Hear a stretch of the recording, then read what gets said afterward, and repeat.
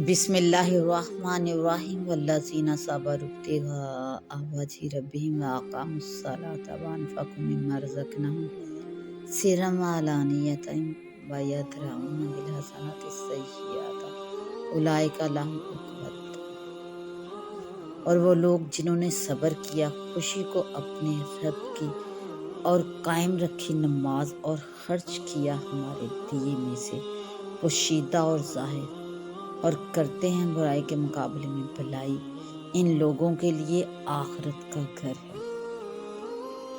छठी सिफ्त ये बयान फरमाई वल्लज़ीना सबरू इब्तिग़ाअ वजहि रब्बिहिम, यानी वो लोग जो खालिस अल्लाह ताला की रज़ा जोई के लिए सब्र करते हैं। सब्र के मायने अरबी ज़बान में इस मफ़हूम से बहुत आम हैं जो उर्दू ज़बान में समझा जाता है कि किसी मुसीबत और तकलीफ़ पर सब्र करें, क्योंकि इसके असली मायने खिलाफ़ तबा चीज़ों से परेशान ना होना बल्कि साबित कदमी के साथ अपने काम पर लगे रहना है।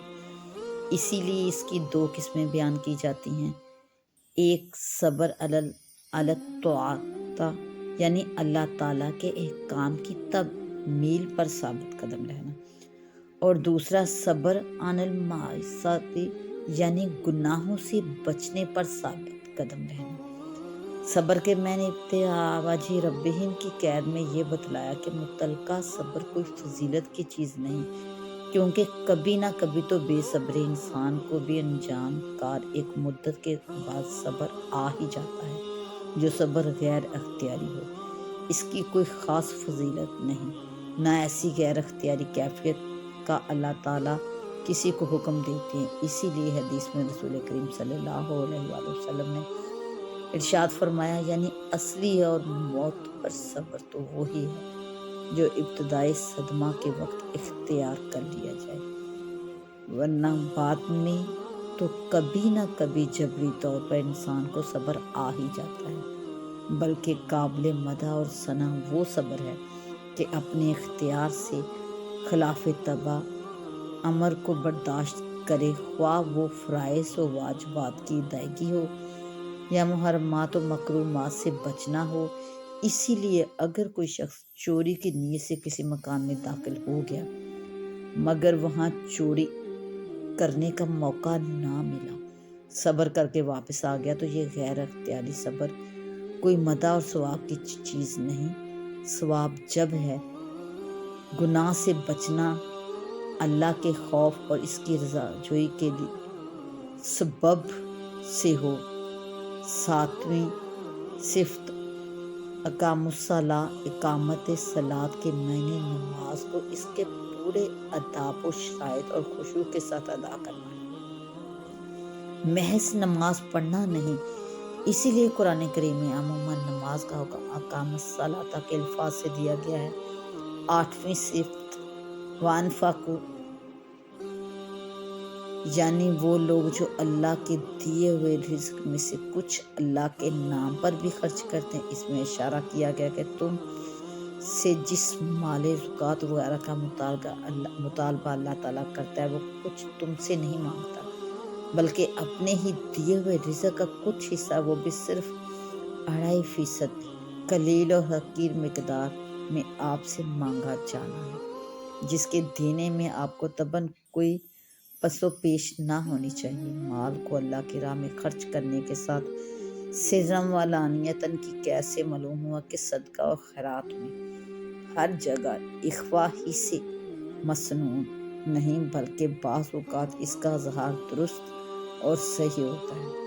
इसीलिए उलमा ने फरमाया,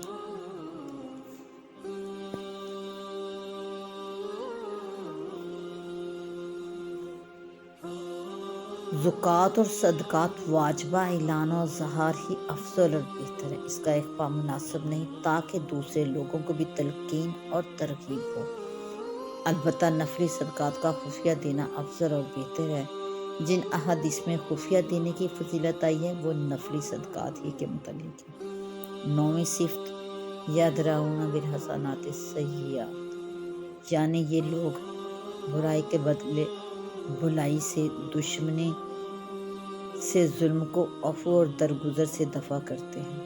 یعنی یہ لوگ اگر ان کے ساتھ کوئی برا کرے تو یہ بلائی کرتے ہیں، کوئی دشمنی اور ظلم کرے تو عفو اور درگزر سے اس کو دفع کرتے ہیں۔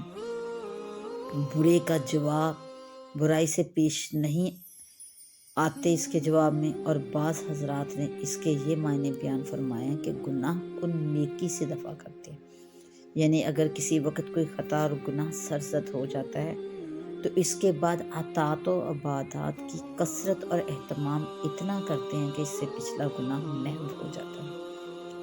حدیث میں ہے کہ رسول کریم صلی اللہ علیہ وآلہ وسلم نے حضرت معاذ رضی اللہ تعالیٰ عنہ کو وصیت فرمائی کہ بدی کے بعد نیکی کر لو تو وہ بدی کو مٹا دے گی۔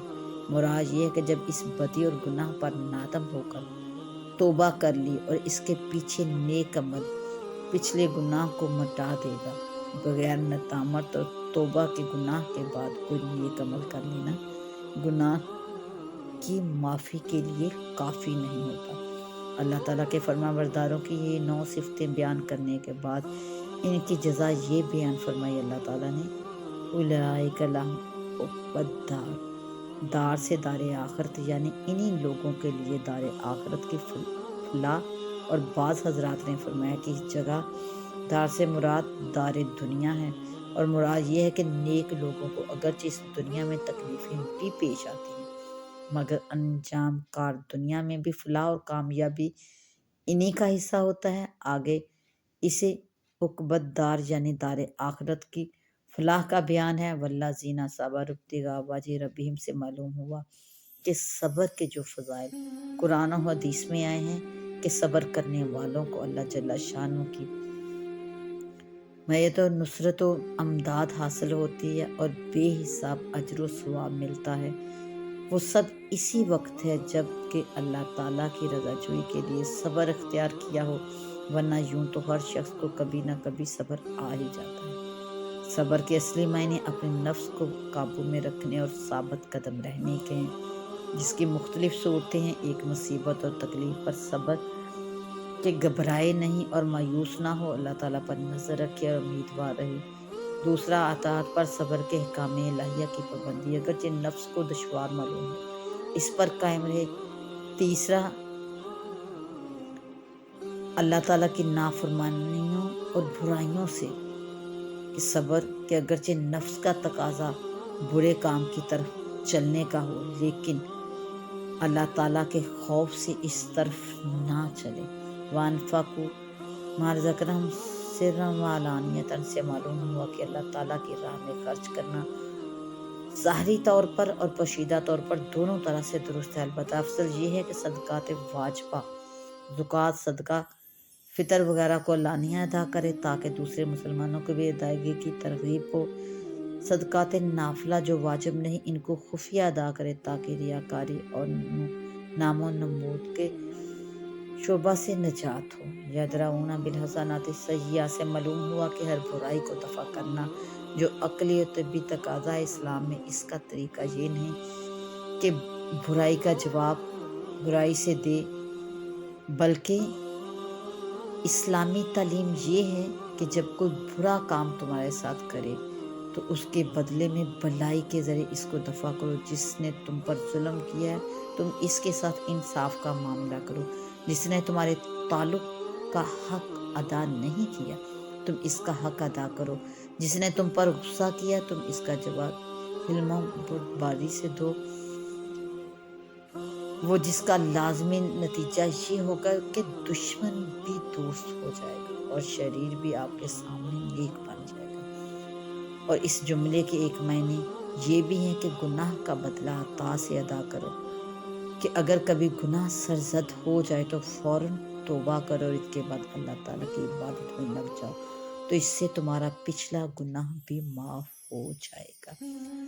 حضرت ابو ذر غفاری رضی اللہ عنہ نے فرمایا کہ رسول کریم صلی اللہ علیہ وآلہ وسلم کا ارشاد پاک ہے کہ جب تم میں سے کوئی برائی یا گناہ سرزد کر لے، اس سے کوئی گناہ سرزد ہو جائے تو اس کے بعد تم نیک عمل کر لو، اس سے وہ گناہ مٹ جائے گا۔ اس نیک عمل کی شرط یہ ہے کہ پچھلے گناہ سے توبہ کر کے نیک عمل اختیار کریں۔